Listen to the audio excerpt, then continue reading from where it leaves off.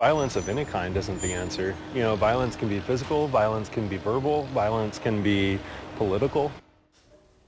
An acid attack in Milwaukee in 2019, a deadly hit and run in Fond du Lac in 2020, and an alleged acid attack in Madison that investigators closed, citing no evidence. All drew significant attention in Wisconsin. But the reality of hate crimes is much deeper than the big headlines.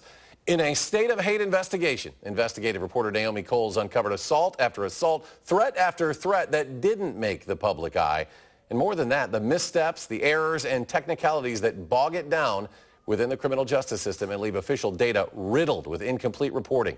But first, a warning tonight. Some of the visual and audio evidence from hate crimes we reviewed is very disturbing. We're including it because we don't want to whitewash or censor the reality that some victims have experienced, but you may not want your children to watch. Don't make me go get that whip and tie you to the tree, just like they used to do your ancestors. Hate crimes are message crimes. If you attack a black man, you want the entire black community to know you're not welcome, you're not like us, leave. Jefferson County 911. Okay, what happened to your face?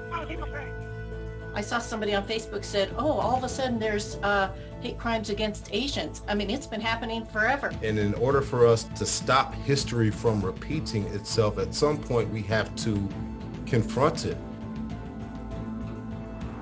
They have a gun, you said? Yeah. After a shooting in Atlanta killed 8, including 6 Asian women. Those shootings caused serious concern for people's safety and the community at large. We set out to better understand hate here at home. This investigation started with a list of 2020 hate crime numbers from the State Department of Justice. Numbers that lack meaning without context, and for reasons we'll explain later, are often severely incomplete. So we asked about 100 agencies, all the ones reporting a hate crime from 2018 to 2020, for those reports. After weeks of calls like this, classifying all these things for UCR NIBR's reporting, that's not their wheelhouse. And emails like this, we ready to report for ourselves and sorted through what police said was classified in error and what wasn't. Taken together, what we know now paints a grim picture of hate in Wisconsin today and the missteps that still happen with its investigation and prosecution. Hate is not a Republican issue. It's not a Democrat issue. It's a human issue. We talked to more than 24 victims, advocates, investigators, prosecutors, and experts. I've been a detective about 10 years. I'm a federal prosecutor for 38 years. You'll hear from many of them. I'm not completely healed from it. I don't know how I would feel seeing him again. But first, how hate crime works. State law protects 6 classifications: race, national origin, religion, color, disability, and sexual orientation. Hate is not its own crime. It's a penalty enhancer. And we'll explain later why that matters. For now, that means police have to take extra steps to investigate it. That's one reason why the reports we're sharing here represent only a fraction of reality. They're only the crimes reported to police, who then recognized, investigated, and reported the hate that motivated. What those are, right after the break.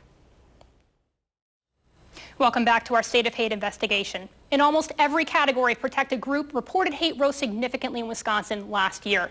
Official data shows a 55% increase. In investigations we reviewed, some missing from official data, we found at least a 75% increase. The vast majority are based on the way a person looked or their perceived ethnicity.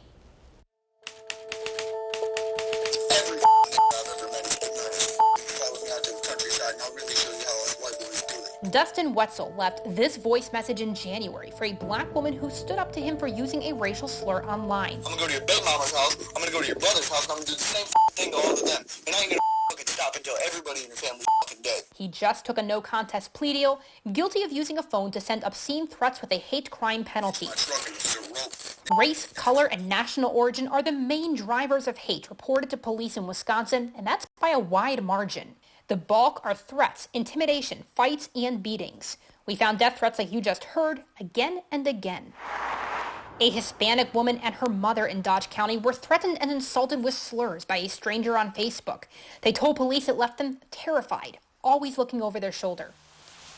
A drunk white man saw 2 young girls on Madison's west side, told them they're black and worthless, and threatened to sexually assault them. And while dozens of these crimes were threats or intimidation alone, threats also moved to action. He's been harassing me for so long. A black man in Winnebago County said his coworker threw molten metal at him after a long buildup of harassment. How long will I tell you that I'm treated different here?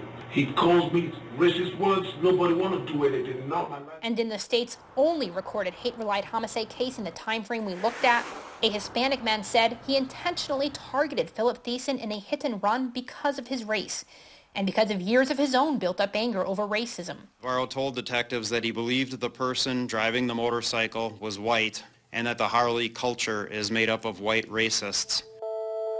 11-year-old boy, he was punched in his face, grabbed by his neck, and my other daughter, which is 8, she was pushed to the ground as well. Tashiana Northington and her children were beat up in a Woodman's parking lot last year. He was calling us the N-word, like you stupid ends, you know. Our analysis found anti-black reported crimes in Wisconsin more than doubled in 2020. This while thousands took to the streets through the summer and fall to protest police violence and racial discrimination. Scrawled in paint on train tracks, roads, and overpasses around Wisconsin, black people were told over and over to die. A high school student in a Snapchat group was charged after saying police should have shot Jacob Blake even more, called for Slavery 2020, and that he hated all blacks and women. A spike in pandemic-related anti-Asian crime last year is almost completely left out of the state's official statistics even when hate charges occurred. We'll talk more about that later. Police report just 2 last year, despite accounts across Wisconsin of anti-Asian slurs, graffiti, and attacks. There's often language barriers. Other times, it's victims unwilling to talk. Or many distrust the police because maybe the countries they came from, the police were very corrupt there. Somebody showed up to the office and threw a rock through our door. In the fall of 2019, publisher Patrick Faribault shut down the Our Lives magazine offices for good and went remote. We are the only LGBTQ media left in the entire state. Magazine has been targeted literally since the very first issue, which was 14 years ago. Distributed through mail and these boxes around Madison, he's battled vandalism and box damage for years. But like most of these types of hate crimes, there was never a suspect. Things kept escalating. So that's when I did finally go and ask the police if there was anything they could do about it. Anti-LGBTQ crimes are increasing in severity, with gay-friendly bars or their patrons often in the crosshairs.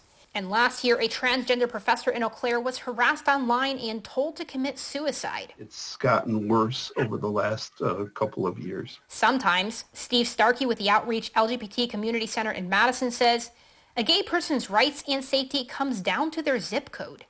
In Racine, there was a young black gay man that was beaten so badly that his jaw was broken and all of his teeth had to be removed. The suspect wasn't charged when a Winnebago County teacher was left threatening phone calls, saying he didn't want his children taught by a Jew. Anti-Semitism is by far the most common anti-religion crime in Wisconsin, often looking like graffiti swastikas, threats, and intimidation. And finally, it's children who often bear the brunt of anti-disability hate in bullying and attacks at their schools. We have to go back to the roots of this, right? What's going on in the homes? What's being allowed in schools? I asked Patrick and Tashiana, what's your message for hate crime victims? That part's tougher. People who are targeted, you need to know that they're not alone. I say the healing process is the major key to be able to continue on with your life. Knowing what the crimes are is just the beginning. I'm also tackling the missteps and breakdowns that happen during investigations, why reporting is so flawed, and a first-of-its-kind look at exactly how many hate crimes led to actual convictions in Wisconsin. The next step in this series, how police interact with hate, and that is the next story tonight at 10 o'clock. All right, Naomi Cole's reporting tonight. Naomi.